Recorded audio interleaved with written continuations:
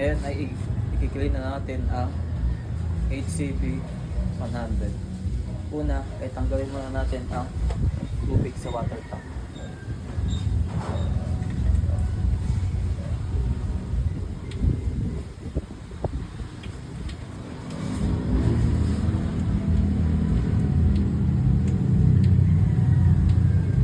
Pag wala ng tubig, ibalik naman natin ang ating hose sa water tank. Siksik lang natin. Tapos kuha na tayo ng suka. Ayan, suka. Lagyan natin ang pinaka water tank. Kailangan puno.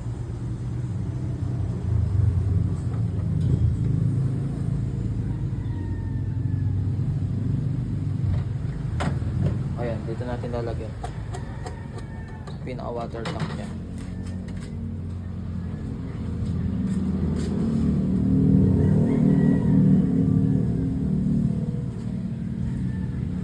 Pagkayari naman natin lagyan, ilong press lang natin ang cleaning mode. Ito.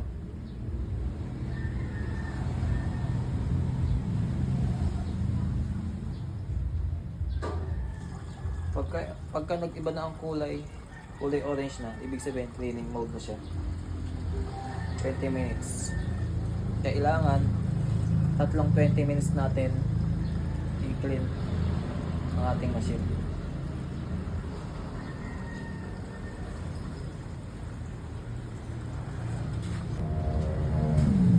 Next naman, tatanggalin natin itong pinaka top cover. Dito sa likod may screw yan. Tanggalin natin.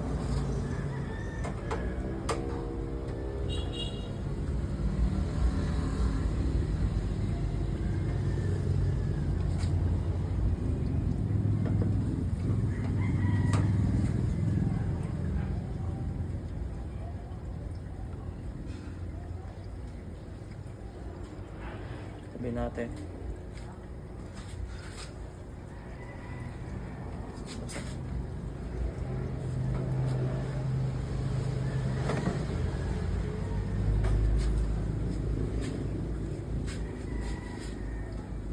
Natanggalan natin ang ating type, kuha tayo ng toothbrush at brush-in natin ito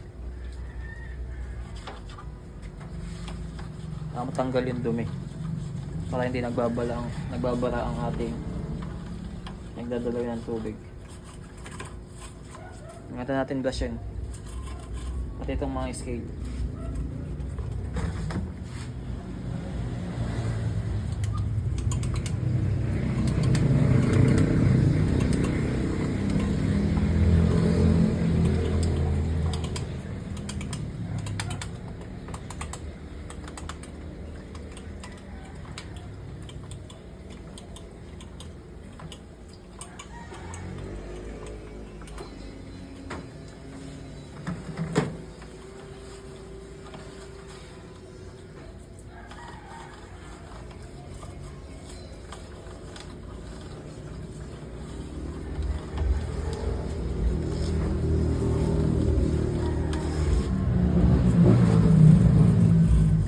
Dito minsan napupunta ang bacteria ng tubig, kaya kailangan natin linisin.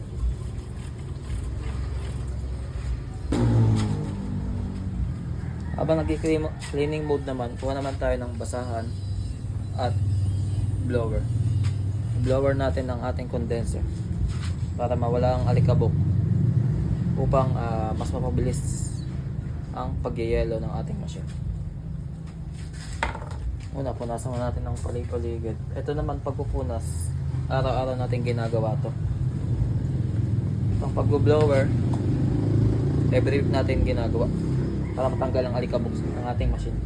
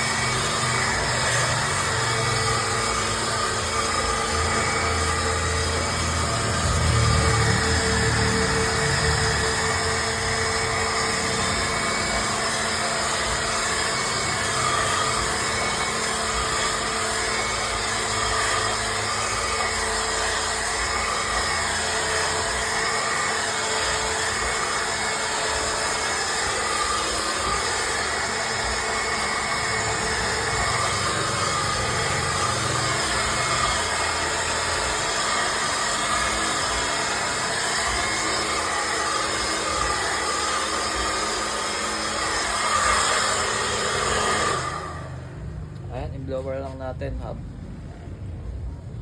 blower lang natin palipaligid habang may nakikita tayong dumi or alikabok sa ating condenser. Kasi pag madami ng alikabok yan, mahihirapan na lumamig ang ating condenser dahil nababarahan na ng alikabok or dumi. Kaya kailangan natin ilagaan ng ating machine.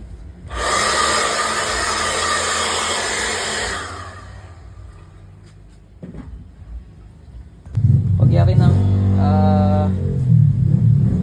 unang cycle ng cleaning na 20 minutes, huwag natin papakawalan tong ating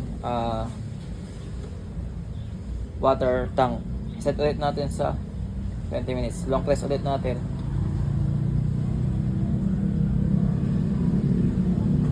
Ayan. 3 beses natin gagawin to. 3 beses.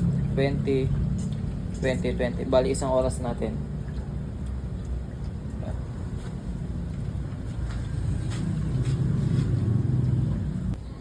Ayan. Pagkayari naman ng 3 cycle na ating cleaning na may suka, ngayon ay tatanggalin na natin ang ating suka sa ating water tank. Ilayan lang natin ito pababa. Itong water tank na to ay may suka yan. Ngayon ay babanlawan na natin. Huwag na tayo maglalagay ng suka. Tubig na. Ayan. Tanggalin lang natin to. Yung tubig dito, yung suka.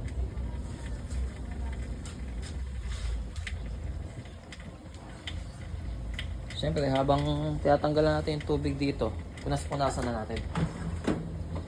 Itong pagpupunas naman na to sa ating machine, kailangan na araw-araw natin ginagawa to para hindi madumihan ang ating machine at mapanatili natin malinis.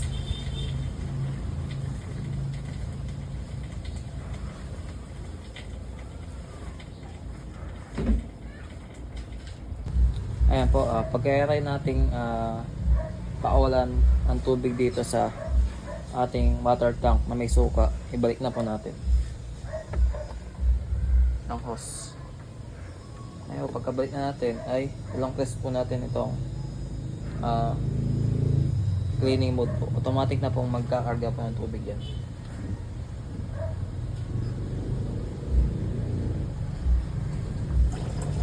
Ito naman po ay 3 beses po natin ulit gagawin to.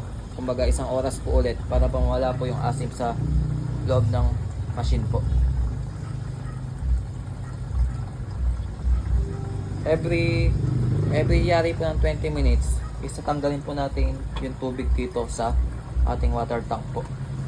Pagkatanggal po ng tubig, balik po natin, tapos iset po ulit natin sa cleaning mode po. 20 minutes po ulit yun. Tatong cycle po yun.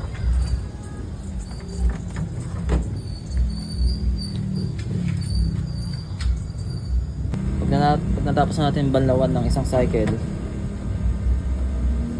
tanggalin ulit natin ang tubig dito.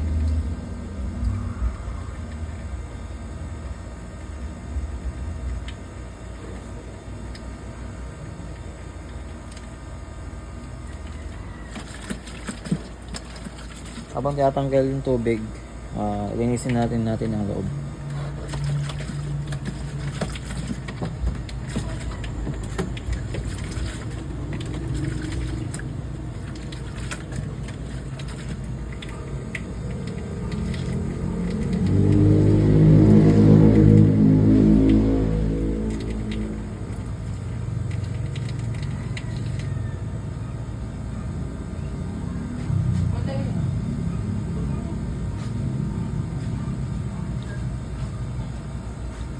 Pag nawala na po yung tubig dito, ibalik na po ulit natin. Tapos set po ulit natin ang cleaning po.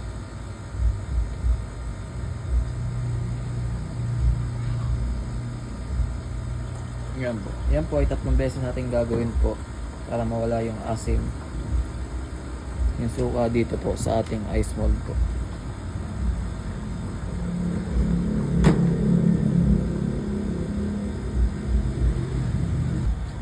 Ayan po. Pagyari na ng cleaning po sa ating ice mold, sa ating condenser po dahil binakyam natin.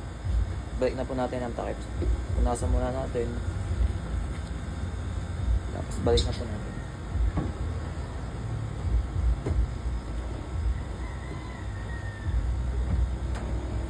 Punasan po natin. Ito naman pagpupunas po na to ay dapat araw-araw po itong ginagawa po para mapanatili ang paglilinis ng ating machine. Pag yari na po lahat yon, okay na po. Ready to make na po ulit tayo ng ice po. Mas maganda po, alagaan natin sa paglilinis ng ating machine para mas lalong kasi mas naalagaan sa linis, mas tatagal ang lifetime ng ating machine. Thank you and God bless.